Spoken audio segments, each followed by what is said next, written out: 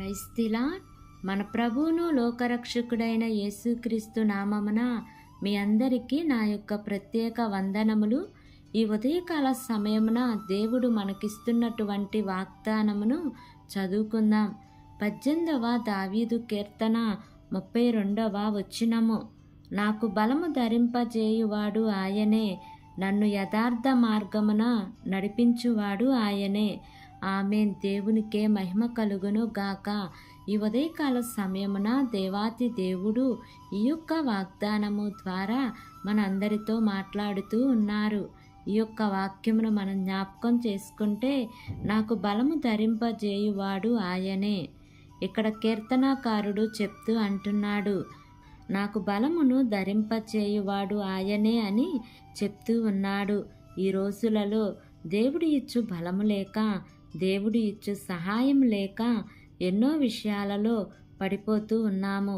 మనకు బలము ప్రాధాన్యమైనది. బలము అనగానే శారీరక బలము కాదు, కానీ ఆత్మీయ బలము చాలా అవసరము. మనకు శోధనలు వచ్చినప్పుడు, శ్రమలు కలిగినప్పుడు, ఇబ్బందులు కలిగినప్పుడు, నష్టం కలిగినప్పుడు, మనకు అనుకోని ఇబ్బందులు మనకు కలిగినప్పుడు మనకు బలము ఉంటేనే మనం బ్రతకగలుగుతాము. నీవు దేవుని యందు విశ్వాసం ఉంచి, నమ్మకము ఉంచి నీవు జీవించగలిగితే దేవుడే నీకు బలమును ధరింపచేస్తారు. దేవుడు ఇచ్చు బలము ద్వారా ఎన్నో మేలులు, అద్భుతాలు పొందుకోగలుగుతావు. నీకు వస్తున్న ఎన్ని శ్రమలనైనా జయించగలుగుతావు, ఎన్ని ఇబ్బందులనైనా జయించగలుగుతావు. యోబుని మనం జ్ఞాపకం చేసుకుంటే, దేవుడు యోబుకి ఇచ్చిన గొప్ప బలం ఏమిటి అంటే ఎన్ని శ్రమలు అయినా భరించగలగటము. అదేవిధంగా దానియేలును జ్ఞాపకం చేసుకుంటే, ఎన్ని పరీక్షలనైనా విజయం పొందాలని ఆలోచన కలిగి ఉన్నాడు, కానీ ఏ రోజైనా వెనుతిరగదాం అని మాత్రం అనుకోలేదు. షడ్రక్, మేషక్, అబేద్నెగోలు అదే రీతిగా ఉన్నారు. ఈ ఉదయకాల సమయమున ఈ యొక్క వాక్యము వింటున్న ప్రియ సహోదరి, సహోదరుడా, ఈరోజు నీవు కూడా దేవుడు ఇచ్చు బలమును పొందుకోవాలి. సమస్యలలో నీవు విజయమును పొందాలి. దేవుడు నీ నుండి అదే ఆశిస్తూ ఉన్నారు. నీవు ఒకవేళ ఈ సమస్యలను జయించాలని, నేను గొప్ప స్థాయికి చేరాలి అని, ఈ పరీక్షలన్నిటిలో నేను నెగ్గాలని ఎన్నోసార్లు ఆలోచన చేస్తూ ఉన్నావేమో, కానీ చాలాసార్లు పడిపోతూ ఉన్నావేమో. ఎందుకంటే దేవుడు ఇచ్చు బలము నీకు లేదు గనుక. దేవుడు మనకు ఎప్పుడు బలమునిస్తారు అంటే, ఎవరైతే ఆయన యందు నమ్మకము ఉంచుతారో, ఎవరైతే ఆయన యందు విశ్వాసం ఉంచి దేవుని కొరకు బ్రతకటం ప్రారంభిస్తారో వారికి దేవుడు తప్పక బలమును ఇస్తారు. దేవుని కొరకు ఎదురు చూచువారు నూతన బలము పొందుతారు అని వ్రాయబడి ఉన్నది. మరి ఆయన యందు విశ్వాసం ఉంచి నమ్మకము కలిగి జీవిద్దాం.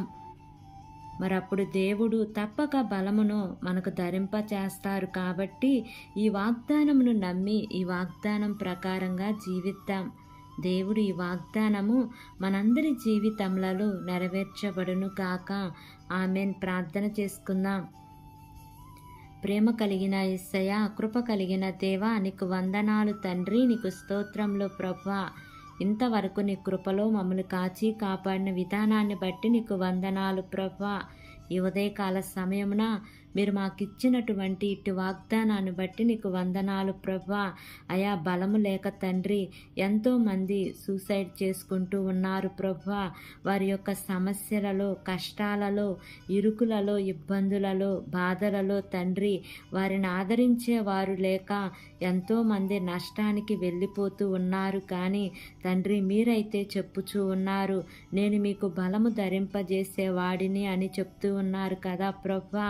ఈ వాగ్దానం వింటున్న వారందరి జీవితాలలో యేసయ్యా ఈ వాగ్దానాన్ని నెరవేర్చమని మిమ్మల్ని వేడుకుంటున్నానయ్యా. అయా, దావీదు భక్తుడైతే దేవుడే నాకు బలమును ధరింపచేయిస్తున్నాడు అని మాట్లాడి ఉన్నాడు తండ్రి.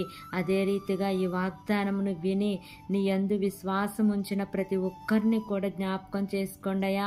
వారు కూడా నా దేవుడే నాకు బలమును ఇచ్చారు అని నమ్మటానికి సహాయం దయచేయమని మిమ్మల్ని వేడుకుంటున్నానయ్యా. అయా నీ బిడ్డలకు ఇంకా నూతన బలమును అనుగ్రహించండి ప్రభా. బలహీనులుగా ఉన్న బిడ్డలను జ్ఞాపకం చేసుకోండి యేసయ్య. మీరే వారికి మంచి ఆరోగ్యాన్ని అనుగ్రహించండి దేవా. చదువుకుంటున్న బిడ్డలను జ్ఞాపకం చేసుకోండి అయ్యా. వారి యొక్క స్టడీస్లో మీరు తోడుగా ఉండండి ప్రభా. ఉద్యోగాల కోసం ఎదురు చూస్తున్న బిడ్డలను జ్ఞాపకం చేసుకోండి అయ్యా. వారి యొక్క చదువుకు తగినట్లుగా వారి ఉద్యోగము పొందుకుంటానికి కృప చూపించండి దేవా. వివాహాల కోసం ఎదురు చూస్తున్న బిడ్డలను జ్ఞాపకం చేసుకోండి అయ్యా.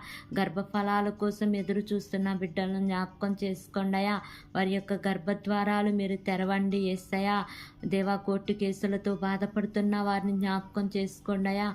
ఆ కేసులన్నీ కూడా సకాలంలో కొట్టివేయండి తండ్రి. గృహాలు లేని వారికి గృహాలను మీరు నిర్మించండి దేవా.